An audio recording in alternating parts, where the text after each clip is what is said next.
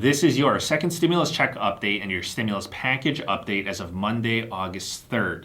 The Republicans and Democrats continue to fight over the next stimulus package. The finger pointing on who's to blame for the lack of progress between those two parties is in full force. Chief of Staff Mark Meadows said, "What we are seeing is politics as usual from the Democrats. The Democrats believe that they have all the cards on their side, and they're willing to play those cards at the expense of those who are hurting. The Democrats, they are saying that this is a once-in-a-century pandemic and that it's disappointing that the Republicans are looking to cut off support to the American people during a health and economic crisis." Democrat Congressman Clyburn said that the Republicans are the ones that are playing games with us. They're trying to jerk around the American people. The really good news is that COVID-19, on that front, the U.S. recorded the lowest amount of new cases in the past 4 weeks. This is your Monday news update, and I hope your day is going very well. White House Chief of Staff Mark Meadows did say that their last meeting between the Republicans and Democrats was the best one that they've had so far. However, the negotiations, they are still not going so well. So what he is saying is that the negotiations between the Republicans and Democrats, it has improved from terrible to bad. Meadows said, "I am not optimistic there will be a solution in the very near term for the next stimulus package, but that progress is being made and they're stepping in the right direction." The White House, they are blaming the Democrats for not wanting to do a separate standalone bill to extend the unemployment benefits. Meadows said, if you have unemployed people that have lost their unemployment benefits, they need to call their Democrat senators and House members because Democrats are the ones standing in the way. As of Monday, the Democrats and Republicans, they both want to extend unemployment benefits, but they are fighting over how much that should be for and how long those unemployment benefits should last for. The Democrats, they want to extend the unemployment benefits for $600 a week until Q1 2021. The Republicans, they're saying that that's too much, and they're offering the extension to be for $200 a week.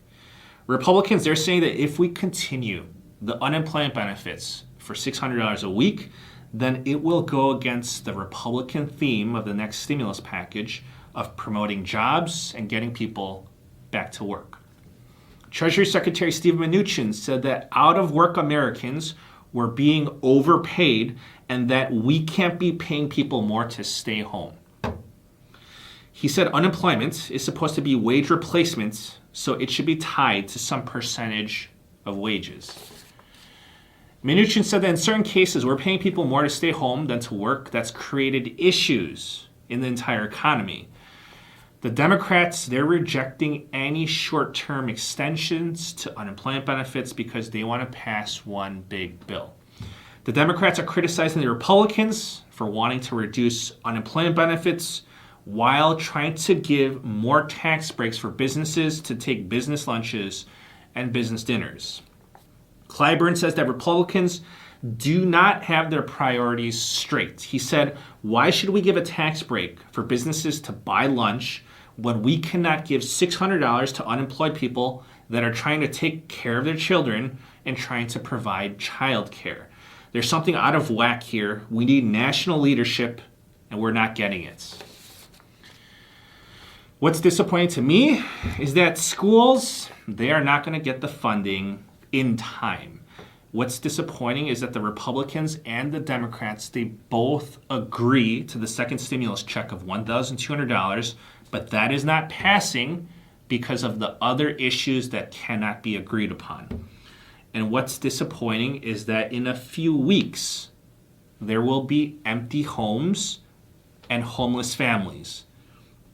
There's been no announcement whether the Senate will delay their August recess, which begins this Friday. Let's take a look at the COVID-19 news. Good news is that we recorded 47,000 cases on Sunday, which is the smallest case count in the past 4 weeks. The total amount of cases globally to date is 18 million. The US accounts for about 25% of that figure. Around the world, India is now reporting more daily cases than the United States. The United States is now the country reporting the second highest amount of cases, followed by Brazil, then Peru, then Colombia, and then South Africa. Medical experts are predicting that the next hotspot will be the Midwest. Dr. Deborah Birx, the White House COVID-19 response coordinator, said that COVID-19 has entered a new phase in the U.S. She says that COVID-19 is now more widespread than it was in April, that COVID-19 is no longer concentrated in the urban environments. Dr. Birx said that everybody who lives in rural areas, you are not immune or protected from this virus. Therefore, people in rural areas, you need to take precautions and not let your guard down. That's the news for today. Please subscribe and I'll keep you updated. I'll save you some time and I'll give you some advice whenever applicable. Thank you so much and please stay safe.